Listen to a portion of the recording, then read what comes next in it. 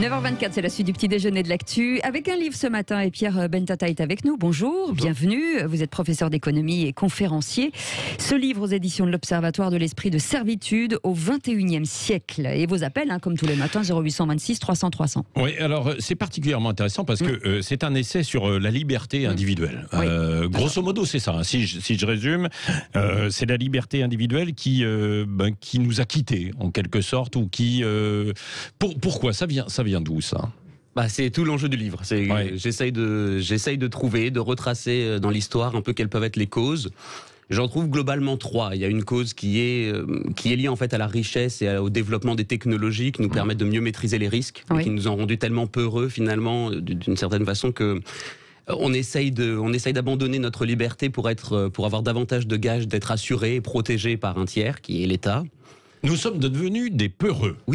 Oui, on est devenu peureux. Alors, je suis pas le premier. Il y en avait qui l'avaient vu il y a très longtemps, qui sont des intellectuels pas très appréciés aujourd'hui, mais ceux qu'on appelait les anti-lumières l'avaient bien vu en nous disant « Vous allez avoir la prospérité avec la démocratie, ça marchera. Vous allez avoir beaucoup plus de richesses, vous irez mieux. » Mais dans le même temps, vous perdrez quelque chose. Vous aurez moins le courage de vous battre, les choses vous feront plus peur, et c'est un peu la situation dans laquelle on vit aujourd'hui. C'est même zéro risque, parce que vous allez même hyper loin en disant on attache même les personnes âgées aujourd'hui dans les EHPAD, donc c'est vrai que ça va loin, mais ça veut dire qu'aujourd'hui, on veut prendre zéro risque. Oui, c'est ça. J'essaye de retracer un peu l'histoire de l'assurance pour voir comment ça s'est passé, particulièrement en France, mais oui, c'est ça. Au départ, on s'assurait parce qu'on se disait, si je crée un accident, il faut que je puisse dédommager quelqu'un. Et donc, ce qui nous inquiétait, c'était la douleur, le dommage qu'on pouvait créer. Et puis, peu à peu, parce que les données statistiques nous ont permis de le faire, parce que la société s'est un peu homogénéisée, on s'est mis à prévenir les risques en essayant de réduire ces dommages. Et puis, aujourd'hui, on a tellement d'informations, tellement de données, qu'on se dit on peut arriver à empêcher les risques d'advenir. Et donc, on combat plus contre des dommages, on n'essaye plus de s'assurer pour ne pas avoir de douleur, on essaye de prévenir et même d'annihiler toute possibilité de risque. Du hasard, en général. C'est ça. C'est que le risque qui était du hasard, qui était étymologiquement un écueil, c'est devenu une donnée qu'il faut maîtriser. Oui, et alors ça crée, d'un autre côté, une forme de frustration des gens même. C'est ce qui attise un peu la colère, la haine, finalement. Ça, cette restriction d'un côté liée au sentiment qu'on a peur, en fait, aujourd'hui, ou pas ? En partie, oui, en partie. C'est évidemment, on l'a vu avec le Covid, que beaucoup de gens reprochaient à Emmanuel Macron et au gouvernement, non pas ce qui était légitime, le fait qu'au début, il y a eu des tensions, qu'ils ne savaient pas trop quoi faire. Mais ce qu'on a reproché, qu'on a beaucoup entendu, quand vous faites un peu d'analyse lexicale sur les réseaux sociaux, par exemple, c'est des gens qui disaient « mais ils auraient dû être capables de prévoir ».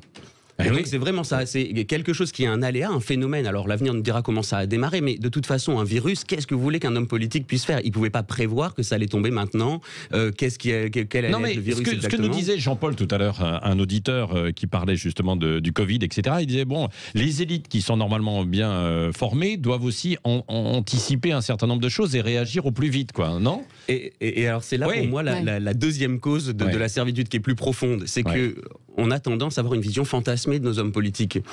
Si vous les détestez... C'est pas que les hommes politiques, forcément, aussi. C'est leur entourage. Ce sont les élites dans les cabinets. Les élites, oui, bien sûr. De manière globale, on en demande trop à l'État. Oui, on en demande trop, mais surtout, c'est parce on nourrit un fantasme énorme vis-à-vis de ces gens. Si vous les adorez ou si vous les détestez, c'est que quelque part, vous avez complètement surestimé qui ils étaient. Ce sont des individus comme tout le monde, ils peuvent se tromper, ils ont parfois des choses qu'ils comprennent pas. Et donc, se dire, ils auraient dû être en mesure de prévoir, au même titre que, c'est ce que vous voyez maintenant de plus en plus dans nos élections, et on le verra aux prochaines présidentielles, quand vous voyez même les présentations qui sont faites par les communicants, parce qu'ils sont bien analysés, ils sont bien allés analyser ce qu'attendaient les électeurs.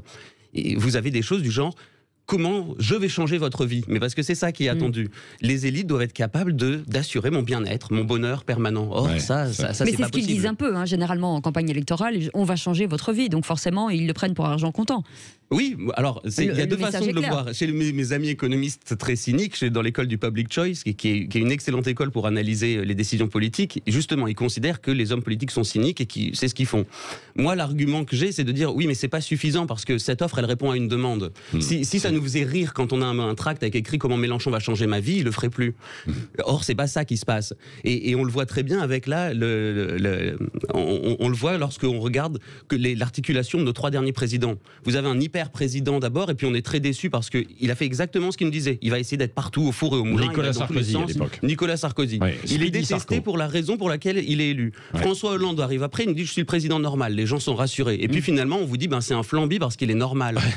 Et du coup, qui vous élisez? Vous élisez quelqu'un qui vous dit je suis Jupiter. Et le maître des horloges au passage. Donc il vous dit je suis le père et le fils. Bon, et ça nous paraît normal. Mais donc il y a bien quelque chose ici où on a nous-mêmes une attente démesurée de nos politiques. Alors ça c'est intéressant. Oui. Alors si on poursuit jusqu'à 2022, qu'est-ce qu'ils attendent des Français pour 2022? Parce qu'on dit beaucoup un manque d'autorité aujourd'hui. Oui, on a ça, on a le manque de verticalité. Moi, ma crainte là-dedans, c'est que finalement, personne n'est dupe. Et Emmanuel Macron l'a bien révélé. Vous avez beau avoir quelqu'un qui est très intelligent, qui est compétent certainement, qui n'a pas fait n'importe quoi d'ailleurs pendant cette crise, mais il vous déçoit forcément, puisque vous avez attendu de lui une image qui était presque messianique.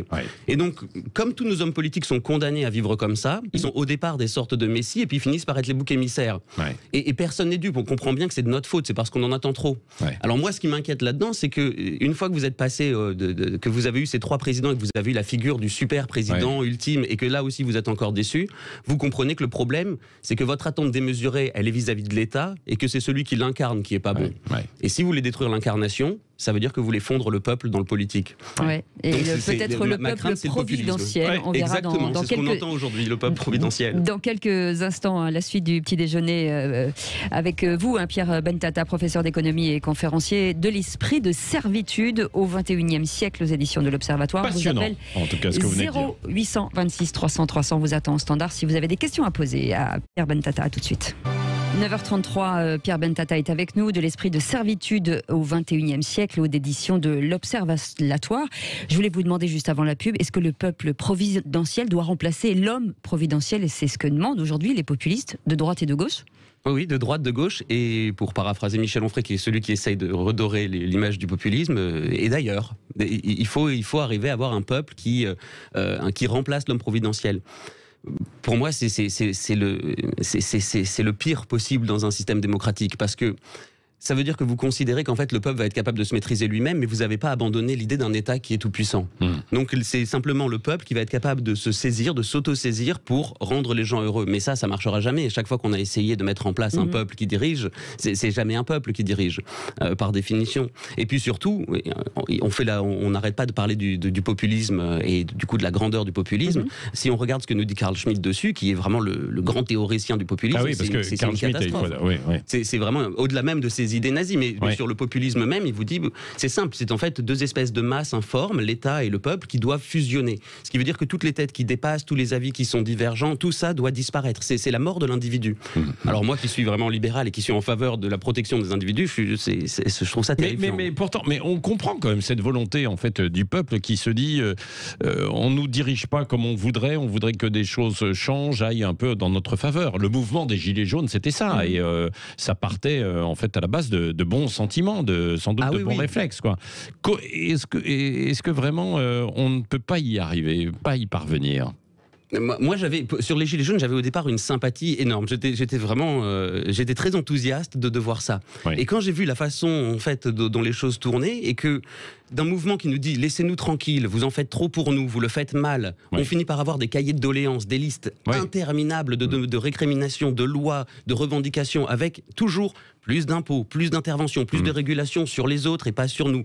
Le problème tout ça était juste, quoi. C'est ce que vous dites, quoi. Oui, au départ, on comprend l'idée, mais en fait, vous dites à chaque fois que vous demandez à l'État de vous laisser tranquille parce que vous avez l'impression qu'il vous comprend pas, vous lui en demandez encore plus. Vous abandonnez encore davantage d'autonomie.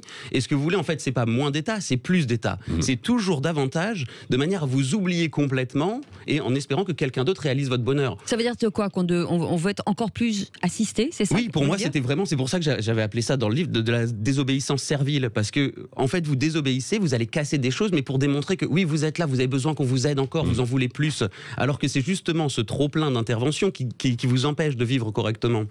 Donc ici il y a un paradoxe, mais parce que il y a une fascination encore une fois du pouvoir, et on n'arrive pas à accepter l'idée que on est les seuls entrepreneurs de notre vie et de notre bonheur. L'État n'y arrivera jamais parce que c'est pas son travail. Et vos appels 0826 300 300, parce qu'il y a des questions pour vous avec Laurent qui nous appelle de Montpellier. Bonjour et bienvenue Laurent. Bonjour Cécile, bonjour Patrick et bonjour Monsieur Bentata. Bonjour. Bonjour. Voilà, donc moi, oui, j'avais une réflexion, je vous écoutais attentivement. Oui. Je pense que la servitude, pour moi, est apparue au début du 19e siècle avec l'industrialisation. Les gens ont dû se regrouper en ville pour aller travailler à l'usine, et de ce fait on leur a donné le travail, l'horaire de travail, le mode opératoire et ainsi de suite. Avant, les gens, bon, en France ça a démarré un tout petit peu plus tard, peut-être vers fin 19e, mais disons que avant, moi je suis artisan par exemple, donc je suis interconnecté, mon chef, c'est mon client, donc j'ai des chefs qui sont changeants, et je suis un peu plus libre, je choisis mes horaires et ma manière de penser, d'accord, mais je suis quand même interconnecté avec tout le monde. Mais il est vrai qu'à l'époque où les gens travaillaient au champ, ils étaient autonomes, ils n'avaient pas de servitude par rapport à un système. Leur seule servitude, c'était de se nourrir et donc de faire attention à la météo et aux aléas, quoi. C'est tout. Donc, à mon avis, la servitude est vraiment apparue avec l'ère industrielle. L'ère industrielle. Et voilà, c'est mon avis. Qu'en pense M. Bentata? Ah, non, mais c'est une bonne question. Il sourit déjà. Oui. En tout cas, elle a été théorisée au XVIe siècle. Donc là, vous avez une image d'Épinal parce que vous pensez aux paysans libres, mais la plupart des gens étaient absolument pas libres. Et vous avez raison, parce que les gens travaillaient tout le temps. En fait, ils étaient libres de rien, ils survivaient. C'est vrai que la mécanisation, c'est vrai que l'industrialisation, ça a changé des choses, mais la situation n'est pas liée à un problème purement technique. Vous pourriez demander à ce que les contrats soient faits de façon tout à fait souveraine entre un employé et son employeur, par exemple. Pourquoi ça n'arrive pas? Pourquoi personne ne se révolte contre ça? La servitude, elle est vraiment liée à un état d'esprit qu'on a aujourd'hui. On a la volonté de voir et on a la croyance que le gouvernement peut tout faire. Et que du coup, on n'a jamais besoin de prendre de décisions nous-mêmes ou d'essayer de passer outre les obligations pour essayer d'avoir des décisions et des interactions qui soient autonomes. Jamais. Donc c'est pas l'industrialisation, ça peut avoir un impact, mais sur le fond, c'est vraiment notre état d'esprit. C'est notre culture qui est comme ça. C'est notre culture, oui, en partie. C'est quelque chose qu'on observe un peu dans tous les pays, notamment cette montée du populisme, cette demande de plus d'État, un État de plus en plus important. Mais quand vous regardez la façon dont les Suisses, par exemple, quand vous allez vous y promener, la façon dont les Suisses parlent de leur politique, c'est pas du tout la même chose que nous. Même dans le lexique. C'est-à-dire, quand vous parlez d'un maire en Suisse, c'est un syndic. C'est pas quelque chose de grandiose, quoi. Nous, quand vous parlez du président, par exemple, ça n'a rien à voir. Vous parlez d'accession au trône, il est à l'Élysée. Enfin, toute la terminologie est étrange chez nous. Il vit à alors que là, c'est quelqu'un qu'on utilise pour réglementer un peu. Vous allez saisir parce qu'il y a un problème. Vous lui dites, tu règles ça entre nous et puis basta. Tu t'occupes de la copropriété. Ouais. Nous, il est bien au-delà. Il est intronisé. C'est la rencontre d'un homme avec un peuple. Ouais. Il est au Panthéon ou au Louvre. Enfin, il y a du image derrière. C'est notre monarchie peut-être qui. Oui. Nous, on n'a pas fait le deuil par contre de la monarchie. Et je pense que le fait qu'on ait en plus, d'une certaine manière, comme tous les pays occidentaux, perdu la religion, fait qu'on a créé une religion de l'État. C'est une religion laïque, mais c'est pire parce que finalement c'est une religion sans Dieu, où c'est quelque chose d'encore plus évanescent auquel on croit et auquel on se soumet. Oui, allez, autre appel. Merci Laurent de Montpellier, bonne journée à vous. Et c'est Corinne qui nous appelle de Chamonix. Bonjour Corinne. Oui, bonjour Sud Radio, bonjour Monsieur Bentata. J'adore, je suis pas libéraliste, moi je suis souverainiste de gauche, gilet jaune. Donc, mais j'adore votre manière de parler, c'est super. Bon, c'est super comme ça, mais bon, faut voir. Je dis vous dites que on est peureux, et c'est vrai. Mais regardez comment on nous a infantilisés pendant le Covid. Donc moi, je considère qu'une entreprise, vous savez, les SCOP et les sociétés libres, c'est 7 à 8% en France. Des gens, on leur donne une responsabilité à leur niveau. On enlève des cadres. Mais ils sont contents, ils vont venir travailler le samedi, ils vont travailler le dimanche quand il y a des commandes. Il y a les madeleines, il y a tout ça, il y a plein de choses qui se sont faites. Mais il faut créer l'autonomie. Si on nous infantilise. Moi, je vais vous dire une chose, j'ai 58 ans. Depuis 10 ans, l'État est contre moi. Entre l'administration, vous allez aux urgences, les docteurs, enfin, tout est contre moi. Je paye des impôts pour que l'État soit contre moi, de m'emmerde la vie. Alors que ma vie est épanouie, moi je suis à Chamonix, il n'y a pas d'insécurité, c'est super. Mais l'État, on infantilise de plus en plus les gens. Et je me dis toujours que pour les jeunes, moi j'ai 58 ans, bon, ça va, ma vie est plutôt... Mais les jeunes, mais vous vous rendez compte, moi les 20 ans que j'ai vécu, tout était libre. Mais libre de penser, il y avait des Coluche, des Desproges, il y avait les Guignols, il y avait Bedos, la vie était libre. Les gendarmes, ils nous arrêtaient parce qu'on rentrait des balles. Allez doucement les jeunes, soyez gentils, il n'y avait pas cette confrontation à vous mettre des amendes. On est dans un système d'oppression, de confrontation, quoi. C'est ce que vous dites, quoi. Ah oui, puis l'administration mais à part les impôts, je vais vous dire, vous avez un problème, c'est réglé. Ah bah c'est bien. Ah bah vous avez de la chance. Hein. Attendez, je pense que tout le monde va vous appeler pour avoir votre contact aux impôts. Écoutez, moi je vais vous dire une chose, j'ai écrit une carte aux impôts pour les remercier parce qu'ils me demandaient 600 € qui n'étaient pas valés, ils m'ont écrit tout de suite. Ah bah oui, évidemment, dans ces conditions. Mais le reste, c'est tout un problème. Tout est problème. Dès que vous avez affaire à l'État, tout est un problème. Et donc, et les Français, vous savez, moi j'ai une amende de 135 € que je conteste depuis 2 fois, 2 heures de gendarmerie et je passe au tribunal le 10. Et ils m'emmerdent. Ils m'emmerdent. Alors je veux dire maintenant en France, moi je n'aime plus trop cette République. Et pourtant, moi je suis du Nord-Est. J'ai une famille qui a été de résistants. J'ai trois grands-oncles qui sont morts. Enfin, nous on est de Gaulle, des gaullistes. L'État pour moi, la France, j'adore. J'ai pas d'enfants. Je fais l'écologie, je fais tout. Et je ne suis plus en phase avec l'État. L'État m'ennuie plus qu'elle ne m'apporte. Bon. Voilà. Alors, non mais c'est une bonne réflexion. Et en même temps, il y a une question derrière tout ça, évidemment, Pierre Bentata, parce que c'est cet État, quoi. Comment fait-on pour... est-ce qu'il en fait vraiment trop mais pas dans le bon sens, quoi. Pas à bon escient, c'est ce que dit Corinne, quoi. Moi, je suis plus bienveillant en fait à l'égard de nos politiques parce que j'ai abandonné tout espoir qu'on ait des hommes politiques providentiels ou qu'il y ait un comportement qui soit plus moral que le nôtre. Si en fait ils font trop de choses, c'est parce qu'on leur en demande trop. Un exemple tout simple, alors qui va dans mon sens, mais si vraiment les gens voulaient moins d'État, Madelin aurait pas fait 2% quand il s'est présenté au présidentiel. Aucun politique qui vous dit je vous fiche la paix, je fais de moins en moins de choses, ne monte dans les sondages. Jamais, ça n'arrive pas. Donc eux répondent vraiment à ça. Alors vous parlez d'une infantilisation, mais c'est parce que les gens veulent être infantilisés. Quand vous regardez la fin du premier confinement, vous analysiez sur les réseaux sociaux ce qui se passait, vous aviez la majorité des gens qui parlaient du Covid qui demandaient à être reconfinés. Comme s'ils n'étaient pas capables de se confiner eux-mêmes s'ils étaient inquiets. Donc c'est une infantilisation, mais parce qu'elle est demandée, elle est réclamée en permanence. Alors c'est vrai que l'État fait trop de choses, mais parce qu'on lui en demande trop, et parce qu'on lui en demande trop, il fait mal.